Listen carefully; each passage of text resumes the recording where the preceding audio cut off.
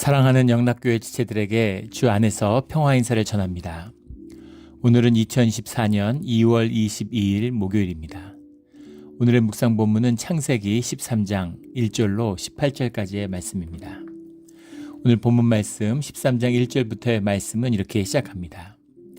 아브라함이 애굽에서 그와 그의 아내의 모든 소유와 롯과 함께 네겝으로 올라가니, 그래서 아브라함이 이제 애굽에서 나와서 내려갔던 것과 반대 방향으로 네겝으로 그 남방 들을 지나서 네겝 산맥으로 이렇게 올라가는 거죠. 베델 아이 이렇게 올라가는 겁니다. 롯과 함께 그 조카 롯의 이름이 다시 나왔어요. 같이 애굽에 내려갔는지 안 내려갔는지는 알 수 없지만 같이 내려갔겠죠. 롯을 항상 데리고 다니는데, 흥미로운 것은 이제 롯의 이야기입니다. 롯의 이야기는, 롯은 아브라함과 함께 나올 때만이 이제 구속사 이름이 나오고 또 그 이름이 의미를 갖게 되는 거죠. 롯의 후손인 암몬 족속과 모압 족속도 마찬가지죠. 늘 이스라엘과 만날 때만이 역사에서 의미를 갖습니다. 그 영국의 역사책을 보면 그런 이야기가 있죠. 영국의 역사는 로마의 침공을 받음으로써 시작됐다고. 그러니까 그 전에도 사람들이 살고 있고 뭔가 있었겠죠. 그러나 아무 의미가 없는 것입니다. 로마와 만날 때만이 역사 안으로 들어오는 것이죠. 구속의 역사, 주님의 역사, 그 의미 가운데 롯이 들어오는 거예요. 그래서 아브라함과 함께 있을 때만이 롯은 의미를 갖게 되는 거죠. 이것이 주님의 뜻 가운데 살아가는 또 구속된 주의 자녀의 비밀입니다. 다 먹고 산다고 먹고 사는 게 아니라 누구나 다 먹고 살죠. 생존을 합니다. 생존에서 끝이 나서는 안 되죠. 생명의 삶으로 나아가야 되는 거죠.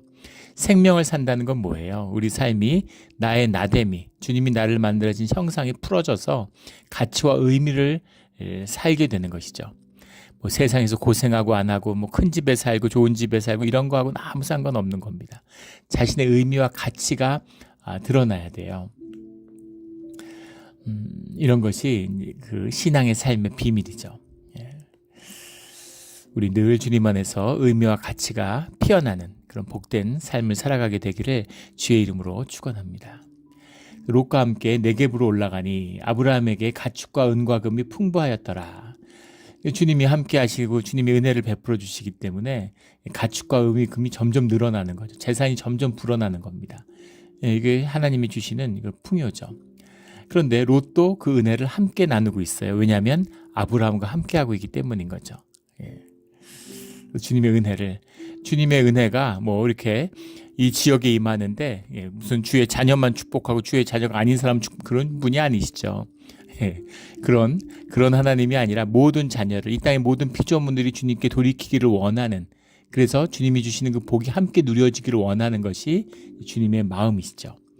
그래서 주님과의 관계가 열리고 우리의 신앙이 회복되면 교회가 복을 받을 뿐 아니라, 우리 가정이 복을 받을 뿐 아니라 이 땅과 이 지역의 모든 사람들이 은혜를 받는 겁니다. 왜 은혜를 받는지 모르지만 그래도 주님의 은혜를 받게 되는 것이죠. 다 은혜 가운데 살아가요. 하지만 그 은혜를 누리며 그 은혜에 감사하며 그 안에서 주님께 나아가는 더 큰 복이 열리는 것이죠. 아브라함의 가축과 은과 금이 풍부한데 3절에 그가 네겝에서부터 길을 떠나 베델에 이르되 베델과 아이 사이 곧 전에 장막을 쳤던 곳에 이르니, 처음에 주님이 주신 땅을 약속받고 내려왔던 곳, 그 베델과 아이 사이에 도착하게 되는 것이죠. 그가 처음으로 제단을 쌓은 곳이라 그가 거기서 여호와 이름을 불렀더라. 베델에서 제사를 지낸 것으로 봅니다. 처음에 왔을 때는 세겜에서 제사를 지냈죠. 세겜과 베델이라는 것이 이스라엘의 역사를 통해서 항상 중요시되는 그런 지역이죠. 주님께 예배가 드려졌기 때문에 이 지역이 소중한 지역이 되는 겁니다. 이 예배의 또 참된 의미죠. 뭐 무슨 의미가, 수많은 도시들이 명멸하는데, 그러나 주님에게 제사를 드리고 주님이 함께한 곳이기 때문에 그곳의 의미가 계속해서 살아나는 거예요. 이것이 또 예배의 참된 의미입니다. 예배가 중요한 것이고, 우리가 새로운 곳에 이사를 가든 뭐 어느 곳에 가든 우리가 그곳에서 예배를 드리고 제단을 쌓아야 되는 것이죠. 이것이 축복의 비밀입니다. 늘 예배를 지키고 예배를 열어야 돼요. 예배의 비밀이 풀리지 않으면 교회가 풀리지 않습니다. 교회가 풀리지 않으면 생명이 풀리지 않아요. 이 비밀입니다. 베델에서 다시 주님을 향한 감사에 또 이제 한번 죽음의 공포를 느끼고 또 궁핍함에 쫓겨가지고 애국까지 내려갔다 왔으니까 다시 주님과 함께하는 은혜가 새롭고 이런 것이었구나.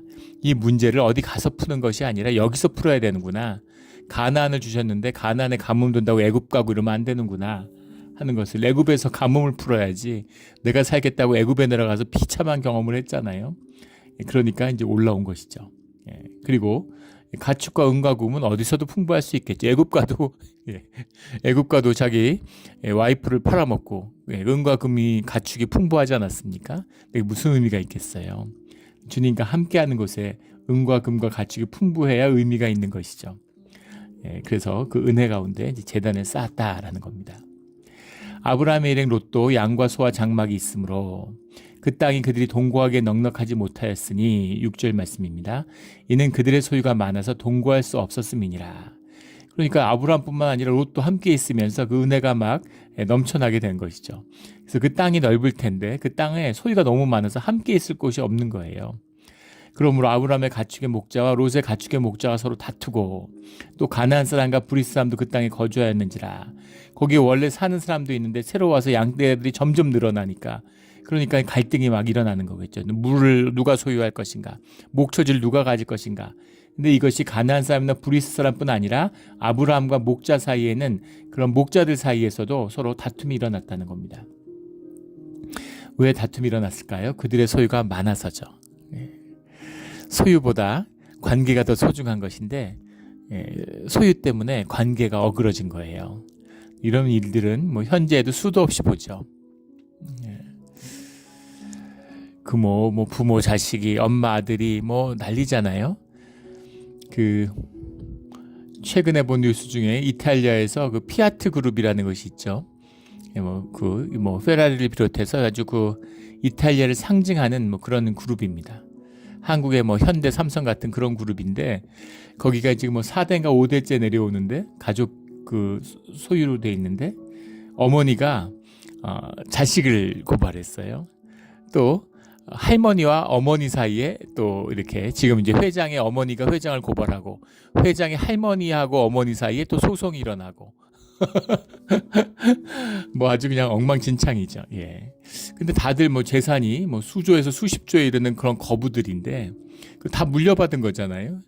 그런데 그걸 어차피 자식 줘야 될 것 같은데 참 이해하기 어렵죠. 돈이 있으면 이게 돈이 영물이기 때문에 우리의 영을 투사한 거잖아요. 그래서 영적인 파워가 있어요. 우상의 힘이죠. 그래서 그것을 사람이 못 다스리면 그러면은 그 영을 마귀가 다스리게 되는 겁니다. 세상은 진공이 없죠. 성령이 역사하거나 아니면 내가 역사하거나 아니면 마귀가 역사하거나. 근데 내가 역사하는 것은 결국은 마귀의 역사로 귀결돼요. 마귀의 역사가 있거나 성령의 역사가 있거나 둘 중에 하나입니다. 그래서 돈이 있는데 다스리지 못하는 거죠. 돈이 내 소유로 있고 돈이 많은데 다스리지 못하는 거예요. 돈에게 휘둘리는 겁니다. 돈의 종로로 타는 거예요. 그래서 형제가 돈이 많으면 서로 더 화목할 것 같은데 싸우는 것이죠. 소유가 많아서 서로 다투었다라는 겁니다. 이럴 거면 한국에서도 그런 거 많잖아요.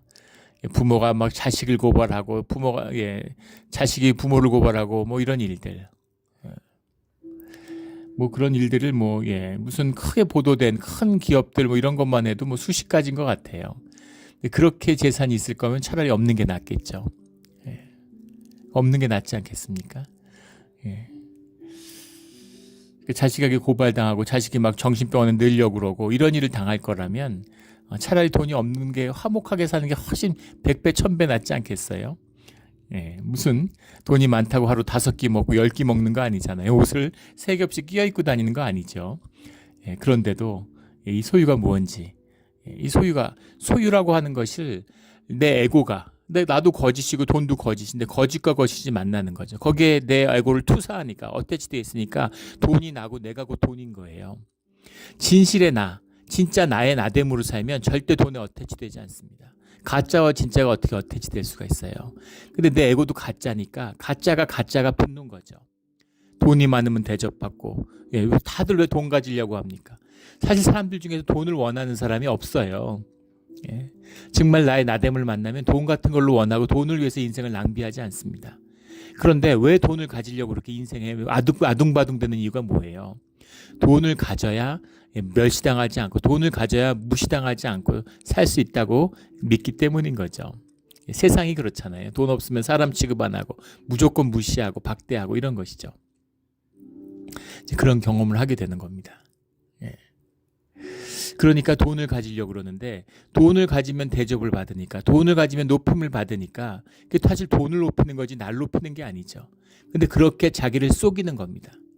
그래서 내 에고를 돈에다 어태치하게 되면 어떻게 되냐면 돈이 생기면 내가 힘을 얻는 거예요. 전형적인 우상숭배의 그 사이클이죠. 돈이 많으면 어깨에 힘이 들어가고 막 몸이 건강해져요. 실제로 아픈 게 막 낫는 거죠. 그런 일들을 경험하게 되는 겁니다. 돈에 미치게 되는 거예요. 돈에 미치면 무슨 짓이든 하는 거죠. 돈에 미치면 무슨 짓이든 하는 겁니다. 그래서 형제끼리 자기 자식까지 아끼고 그렇게 왔는데 서로 다투게 되는 거죠. 그러니까 아브라함이 보니까 얼마나 이제 속상하고 가슴이 아팠겠어요. 그래서 아브라함이 롯에게 이르되 우리는 한 친족이라 너나 나나 내 목자나 서로 다투게 하지 말자. 우리 이러지 말자 이런 거죠.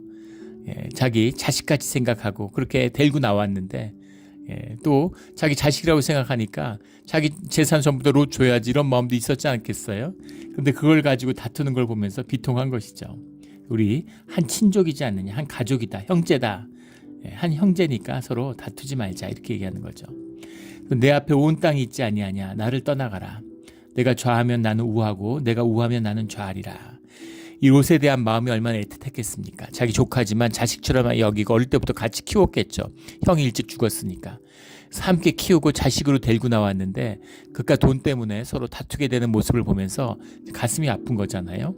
그런데 결국은 롯과 헤어지고 떠나야 되는 거죠. 이것이 주님의 인도하심의 비밀이에요. 주님이 맺어주고 주님 앞에서 하나 된 것이 아니면 결코 나와 하나 되지 못합니다. 어떻게든 당기려고 어떻게든 끌어안으려고 어떻게든 붙이려고 해도 결국 그렇게 안 돼요. 이것이 또 관계의 비밀이죠. 자식같이 아끼고 자식처럼 돌봤는데 결국은 다툼으로 롯을 떠나보내게 되는 겁니다. 이 주님 안에서 일어나는 일이에요. 우리가 생생을 살게 되면서 다 경험하게 되는 일이죠. 그래서 될 일은 된다 뭐 이런 말이 있잖아요. 결국은 롯은 아브라함과 하나 돼서 아브라함의 것을 유업을 이을 자가 아니라는 것입니다. 그건 분명한 것이죠. 근데 롯에게 했던 똑같은 실수를 나중에 이스마엘 통해서 한 번 더 경험하게 되는 거죠. 그것이 이제 우리의 삶이잖아요. 주님의 뜻을 분별하고 주님의 뜻을 가는 것이 돌아가는 것 같고 늦게 가는 것처럼 보이지만 결국은 가장 빠른 길이고 가장 지름길이라는 것을 만나게 되는 거죠. 이걸 만나야 되는 겁니다. 그러면 허튼 욕심을 부리지 않아요. 돈 같은 걸 갖고 욕심내지 않습니다. 주님이 허락하시지 않으면 내 것이 될 수 없다는 걸 알기 때문이죠. 예전에도 몇 번 다룬 적이 있었던 것 같은데 예전에 저희 어머니가 오셨는데 우리 여기 그 세븐틴 마일스 들어갈 때 돈 내잖아요. 10불 몇십 50센트인가 좀 올라가지고 그걸 내죠 돈을. 들어갈 때마다 내야 되지 않습니까? 그러니까 부모님이 오셨고 그래서 거기 구경시키려고 들어가는데 어머니가 답답해 하시는 거예요. 야 거기 들어갈 때 그 교인들 집 주소 얘기해주고 거기 방문한다 그러면 돈 안 낸다더라. 교회에서 들으셨겠죠.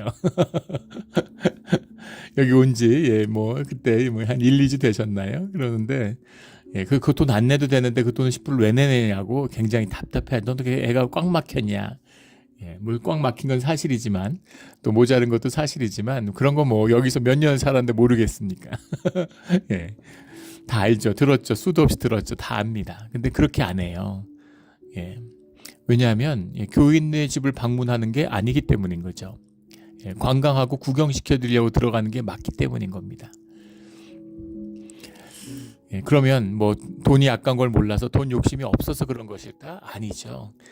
주님이 함께하기 때문입니다. 거기서 10불을 남기면 다른 곳에서 몇백 불을 손해본다는 것을 삶으로 배웠어요. 주님께 훈련을 받았어요. 주님이 주시지 않으면 내게 되지 않는다는 걸 압니다. 그래서 접어주고 양보하고 이렇게 되는 것이죠. 그래도 아무 상관없다는 걸 알기 때문입니다. 주님이 주시는 것만 내 것이 될 수 있는 것이죠. 그래서 주님의 길을 갈 수 있는 거예요. 예전에 뭐 그런 얘기 있잖아요. 어떤 목사님이 하신 얘기인데, 그 새벽 무슨 집회를 하러 가는데, 택시를 타고 달리는데 늦어가지고, 택시가 이제 빨간불에 서가지고 안 가는 거죠. 그러니까 목사님이 야, 보는 사람도 없는데 그냥 좀 빨리 갑시다 이렇게 얘기하니까, 그 기사가 아무도 보지 않지만 주님이 보신다고 그렇게 얘기했다는 거죠. 뭐 만들어낸 얘기인지 모르겠지만 그런 것입니다. 주님이 보시는 거죠. 주님께 어떻게 보이느냐. 주님이 다 보시죠. 근데 주님이 우리가 안 보는 것처럼, 모르는 것처럼, 우리가 영이 무뎌지면, 영이 죽으면 하나님이 없는 것 같아요. 현상에 휩쓸리니까, 현상만 보이니까 마치 뭐 세상에 뭐 이런 것들로 막 미쳐 돌아가고 있잖아요. 얼마나 점점 빨라집니까? 정신이 없죠.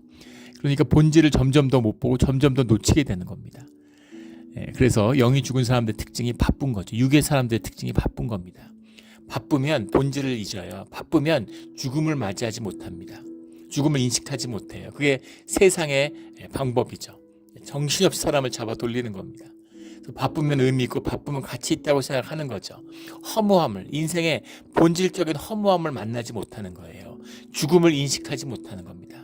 그런데 진실은 뭐냐면 죽음과 맞닿지 않으면, 죽음을 만나지 않으면 우리 삶에 어떠한 살아있는 우리의 삶의 행위도 의미와 가치를 찾을 수가 없어요.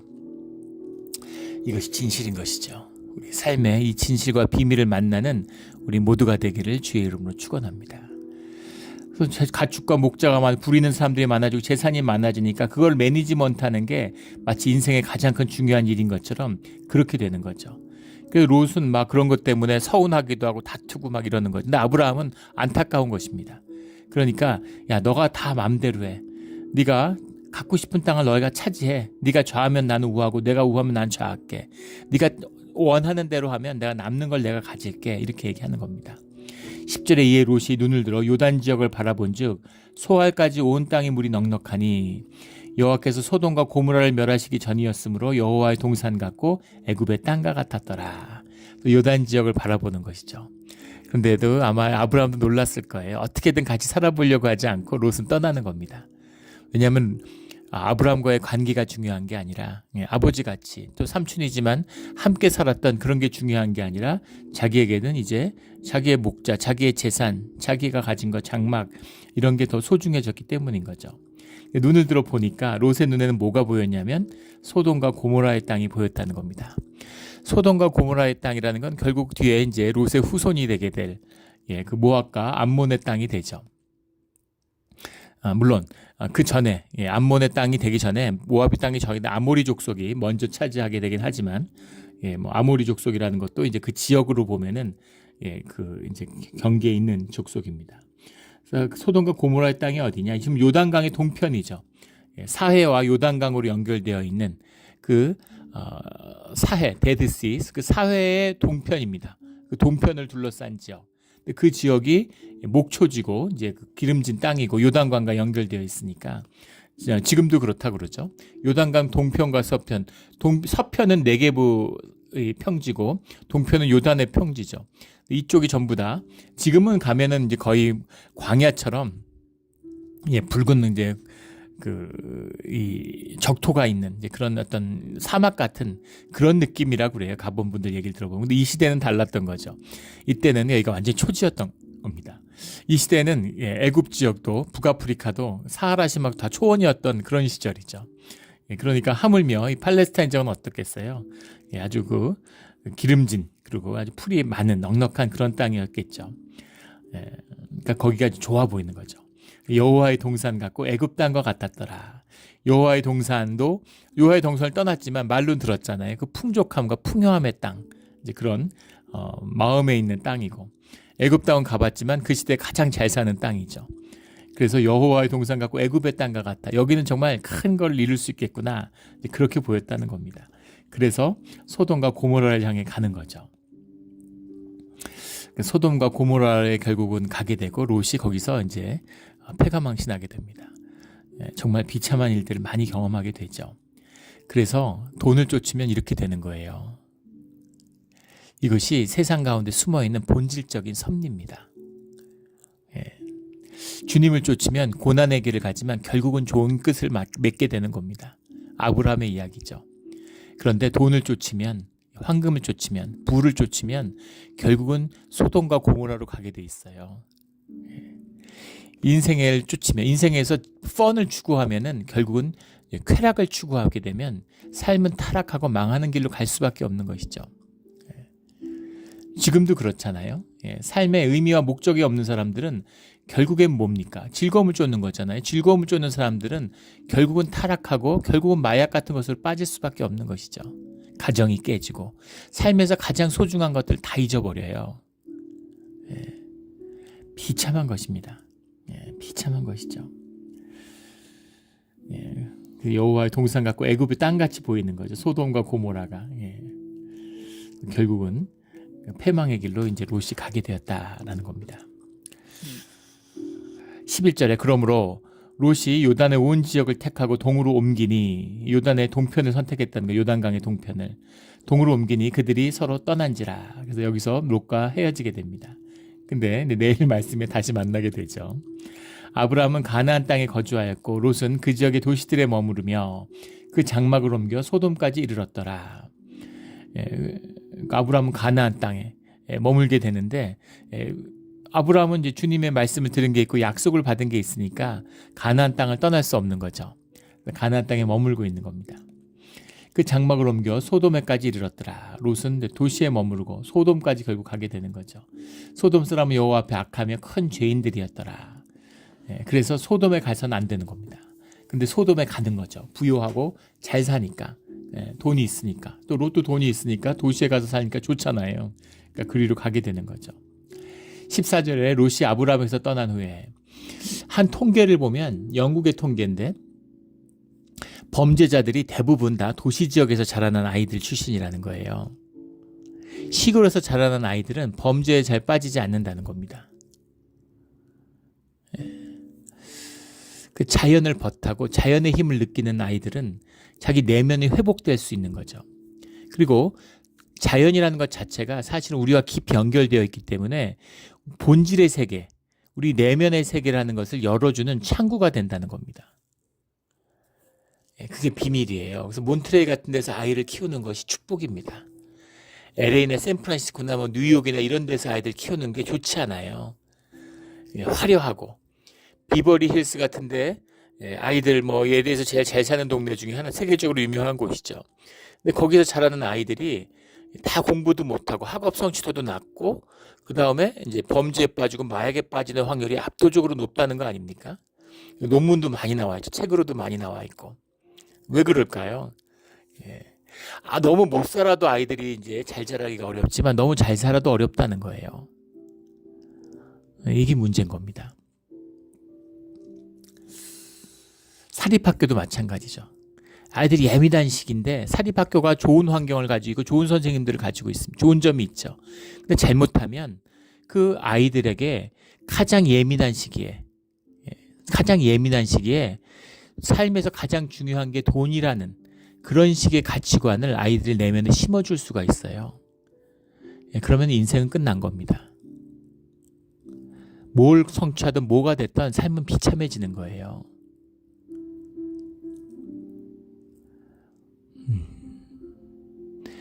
우리 그 큰애가 예전에 그 아프리카에 그 내셔널 지오그래픽에 뭐가 선발돼 갖고 사진 찍고 이런 걸로 다큐멘터리 이런 찍는 프로그램으로 이 나미비아, 아프리카 이제 남아공 이런 데를 갔다 왔잖아요. 근데 거기 아이들이 지금도 세상에 믿어지지 않는 얘기죠. 그 돼지 오줌포에다 공기를 불어 넣어 가지고 축구 시합을 한대요. 모래밭에서. 그런데 그걸 갔다 왔는데 우리 선입견에는 그 애들이 불쌍하고 안 됐을 것 같은데 전혀 그런 게 없다는 거예요. 애들 다 행복하고 너무너무 힘이 넘치고 즐겁다는 거예요. 애들이 자신만만하고 즐겁고 그렇게 재미날 수가 없대요. 그러면서 우리 큰애 형규가 그 얘기를 하는 거예요. 미국의 애들은 깊이 병들었다고. 저희가 사는 동네도 잘 사는 동네 아닙니까? 백인 동네고. 그런데 애들 만나면 돈 없다는 얘기밖에 안 한다는 거예요. 돈 필요하고 돈이 맨날 아쉽고 돈이 없어서 막 돈 때문에 쩔쩔매는 그런 애들이 고등학교 다니는데 중고등학교 다니는데 돈이 무슨 필요가 있습니까? 그런데 왜 이렇게 돈에 쩔쩔매고 애들이 돈에 눌릴까요? 부모의 눌린 거를 유산으로 받은 거죠. 예. 공립학교인데도 그래요. 사립학교면 어떻겠습니까? 예, 물론 다 그렇다는 것이 아니라 뭐 좋은 학교들도 많죠. 예, 또 뭐 기독교 학교도 있고 뭐 좋은 학교들 많이 있습니다. 그런데 마치 좋은 학교라는 게 뭐 잘 살고 좋은 애들이 오고 좋은 건물이 있고 근데 보이지 않는 거기서 영을 다치게 되면 그러면 평생 세상의 종노릇하며 살게 돼요. 이게 비참한 것이죠. 그렇게 되면 안 된다는 겁니다.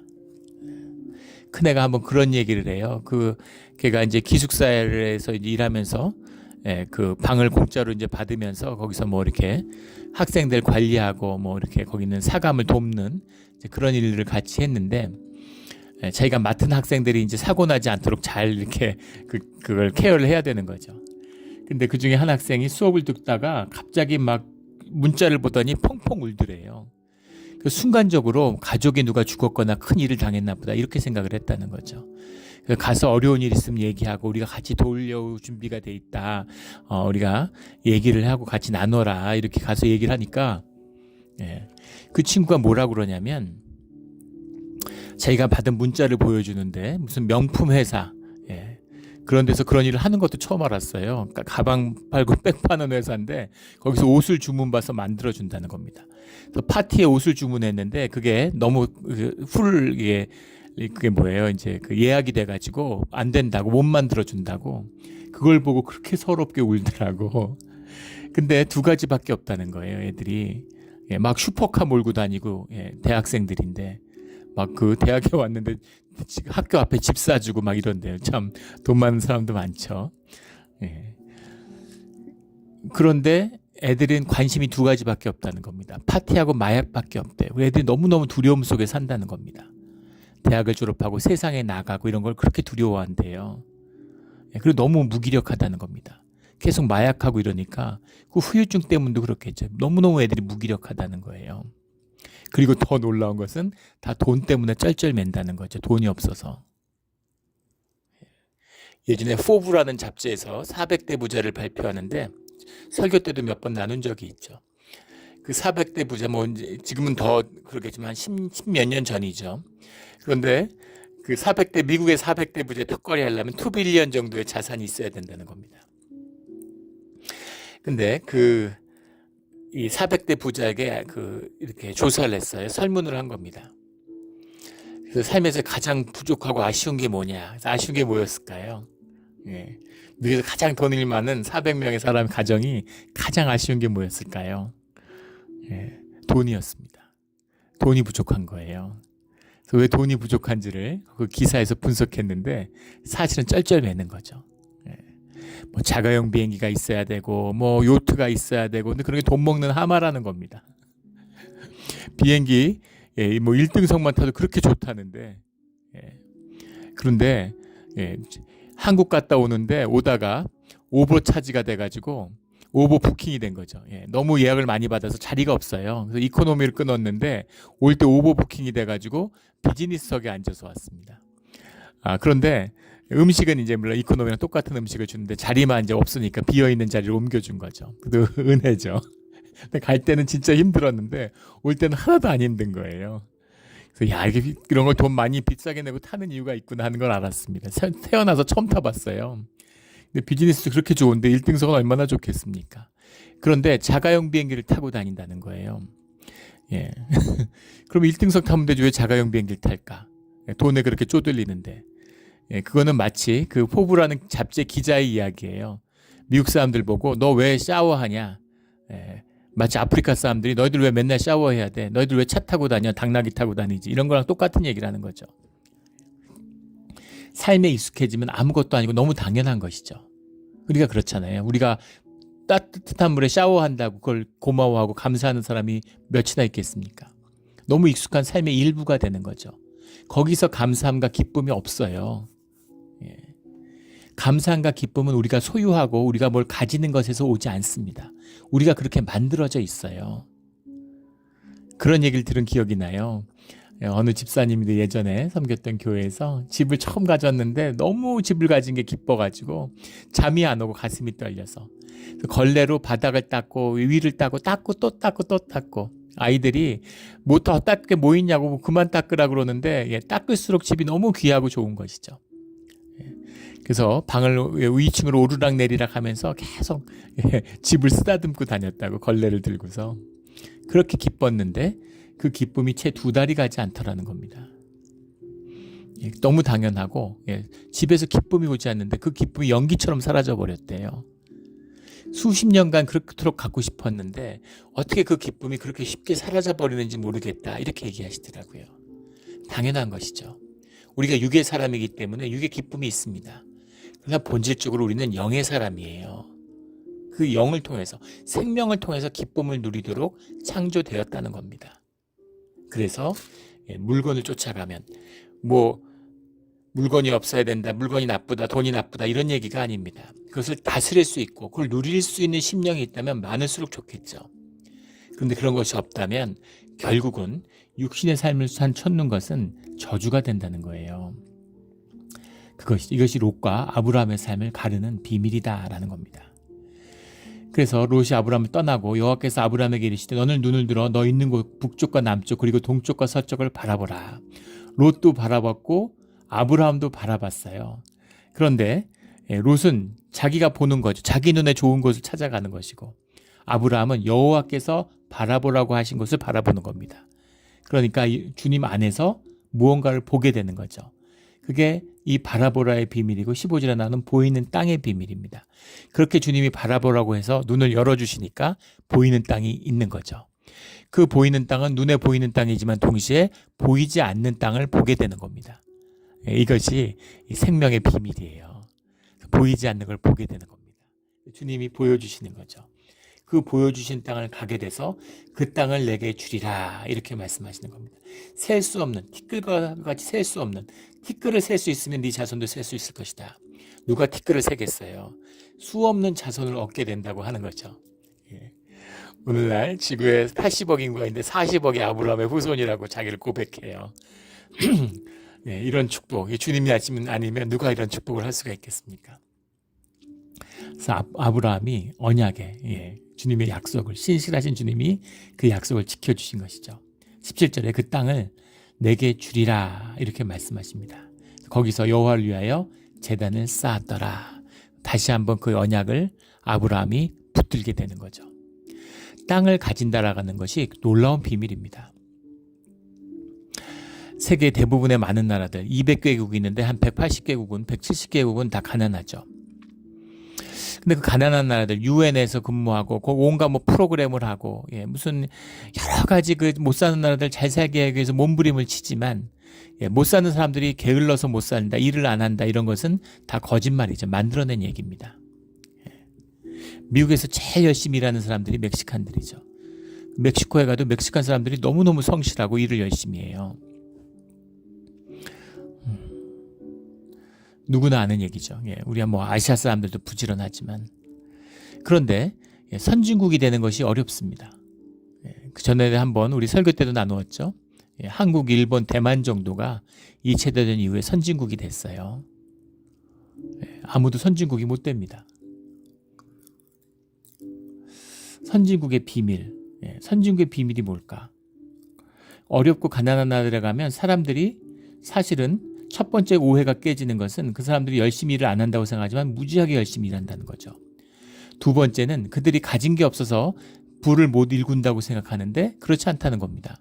다 자산이 있고 가진 게 많아요. 멕시코를 가보면 깜짝 놀라는 건 멕시코가 진짜 풍요의 땅이고 정말 기름이 적과 꿀이 흐르는 땅이라는 걸 알 수 있죠. 그러니까 주요한 문명, 아스텍 문명이나 이런 문명들이 다 멕시코에서 일어난 거죠. 북미는 정말 저주받은 땅이라고 아무것도 살지 않는 땅, 악마가 사는 땅이라고 불리는 그런 땅이었습니다. 척박한 땅이죠. 그런데 북미는 이렇게 잘 사는데 왜 중남미는 그렇게 못 살까? 왜 그럴까? 아르헨티나 같은 나라는 그렇게 잘 살고 세계 5대 부국이라고 그랬는데 어떻게 저렇게 비참하게 무너졌을까? 자산이 없는 게 아니죠. 지금 대한민국도 마찬가지예요. 선진국이 되고 세계적으로 잘 사는 나라가 됐죠. 근데 한국이 가진 자산의 75%가 부동산에 있습니다. 부동산에서 그 자산이 있는 거예요. 어느 나라나 땅이 없는 나라, 집이 없는 나라가 어디 있습니까? 이집트에도 이집트 인구가 1억이 좀 넘는데 집이 1억 채가 있다는 건 1억 뭐 몇백만 채가 있다는 거예요. 그러니까 집들이 다 있고 땅도 있고 곡물도 많이 나고 다 있는 겁니다. 뭐 기술이 없다. 기술이 없어도 얼마든지 잘 살 수 있죠. 처음부터 기술 있는 나라가 어디 있어요? 경제가 발전하면서 기술이 함께 발전하는 거죠. 기술이 어디서 뚝 떨어지는 게 아니잖아요. 사회가 구조가 고도화되면 기술도 발전하게 돼 있는 겁니다. 그럼 왜 못 살까? 왜 못 살까요? 경제학과 인류의 비밀이죠. 경제학자들이 얘기한 핵심, 후진국이 못 사는 핵심적인 이유는 뭐냐면 사실은 자본이 없기 때문입니다. 왜 자본이 없을까? 자산이 있는데 자산과 자본은 다르죠. 자산으로부터 자본을 형성해내고 자본을 만들어내는 것, 이걸 신용이라고 하잖아요. 그 신용을 창출하는 것이 신뢰와 믿음입니다. 사람과 사람이 서로 믿고 보이지 않는 것으로부터 그 가치를 분리해내고 그 가치가 있다고 믿을 수 있는 능력, 그게 믿음이에요. 모든 금융산업과 그걸 일으켜낸 것이 유대인들이죠. 당연한 것입니다. 우연이 아니죠. 믿음을 가졌기 때문에, 믿음을 선물로 받았기 때문에 보이지 않는 가치를 신용으로, 믿음으로 창출하는 능력을 갖게 된 거예요. 이게 땅의 축복입니다. 브라질 같은 나라도 그렇지만, 브라질에서도 우리 예전에 그 교회 섬기던 교회에서 선교사님이 나가 계셨는데, 거기서 이제 단기 선교를 가는데 제일 그 오라고 하는 분들은 뭐 늘 그렇지만 의사나 간호사 같은 분들이죠. 그리고 거기서 가장 원하는 분이 이제 뭐 사진 찍어주는 사람, 사진 찍는 걸 그렇게 좋아한대요. 그 다음에 이제 그런 거 못지않게 사람 오라고 했던 사람들이 그 건축 설계하는 분이었습니다. 뉴욕에 있을 때도 건축 설계하시는 이제 그 집사님이 계셨는데, 그런 분들을 이렇게 선교지에 막 오라고 이렇게 청하세요. 그분들이 가서 집을 이미 지어 놓은 겁니다. 집이 있어요. 근데 등기가 안 돼 있는 거죠. 그 집에 등기를 하려면 이 건축 도면이 있어야 되는데, 건축 도면을 하려면 돈이 들고 비싸잖아요. 건축 설계서가 없으니까, 귀하니까. 그래서 그 집을 보고 이렇게 대충 이제 그거를 지어진 집을 보고 도면을 그려주는 겁니다. 평면으로. 그럼 그걸 가져다가 이제 집을 등록하면 자기 집이 되는 거예요. 원래 자기가 살았으니까 자기 집이지만, 이집트에 집이 1억 채 있는데 그 중에 8,500만 채는 등기가 돼 있지 않다는 겁니다. 왜 등기를 안 할까요? 등기를 해야지 집을 담보로 해서 대출도 받고, 대출을 받으면 그게 자본이 돼가지고 사업을 투자도 하고, 또 그걸 대출 받았으면 집을 또 살 수도 있고, 뭐 별거 다 할 수 있잖아요. 그렇게 시작되는 거잖아요, 경제가. 근데 왜 그걸 등기를 안 할까요? 설계서가 없어서가 아니라 그 체계가, 그 국가의 체계가, 행정 체계가 신뢰 위에 세워져 있지 않기 때문인 거죠. 고려 시대가 시작할 때도 양인을 기초로 한 땅을 전부 나눠준 겁니다. 백성들에게. 그렇다고 자기 땅이 되나요?